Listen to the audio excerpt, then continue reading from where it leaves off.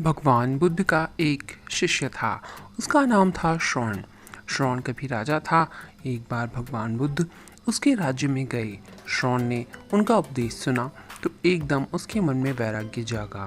तत्काल वह अपने पुत्र को राज्य सौंपकर और भगवान बुद्ध का शिष्य हो गया और भिक्षु होकर उनके साथ ही चल दिया। बुद्ध के अन्य शिष्य भी थे, परंतु यह अद्भुत शिष्य था। बुद्ध के अन्य शिष्य जितना तप करते थे, श्रवण उनसे दुगना तप करता था। यदि अन्य शिष्य 2 समय भोजन करते तो यह एक ही समय आहार लेता था, और यदि अन्य शिष्य 1 समय आहार लेते तो वह आहार लेता ही नहीं था। यदि अन्य शिष्य भूमि पर शयन करते थे तो वह कांटे बिछाकर उस पर शयन करता था। 6 माह में श्रवण की दशा बहुत खराब हो गई। वह बहुत कमजोर हो गया।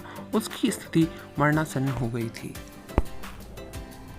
तब अन्य शिष्यों ने इस बात को भगवान बुद्ध से कहा कि वह इस तरह तो मर ही जाएगा। तब भगवान बुद्ध ने श्रवण को बुलाया और कहा, श्रवण, आज मैं तुमसे एक बात पूछता हूँ। मैंने सुना है जब तुम राजा थे तब तुम्हें वीणा बजाने का बड़ा शौक था और तुम वीणा बहुत अच्छी बजा लेते थे। श्रवण ने कहा, हाँ, यह सत्य है कि मैं वीणा बजाने में सिद्धहस्त था।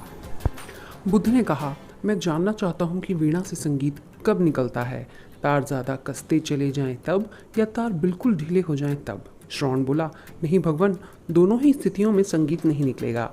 तार ज़्यादा कसते चले जाएं तो तार टूट जाएगा और तब संगीत नहीं निकलेगा, और अगर बिल्कुल ढीले छोड़ दें तो भर भर जैसी कर्कश ध्वनि निकलेगी, संगीत नहीं।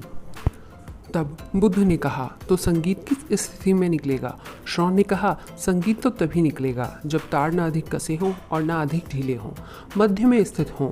भगवान बुद्ध बोले, श्रवण, यही मैं कहना चाहता हूँ कि जीवन में शांति का, आनंद का संगीत तभी मिलता है जब जीवन समता में स्थित होता है। जब तू राजा था तो भोग में अत्यधिक लिप्त था, और अब जब भिक्षु हो गया है तो त्याग में अति कर दी। ये दोनों स्थितियाँ सही नहीं हैं। इसीलिए एक सूत्र देता हूँ, अति सर्वत्र वर्जिते। अति को छोड़ तू मध्य में स्थित हो जा, तभी तू शांति का अनुभव करेगा।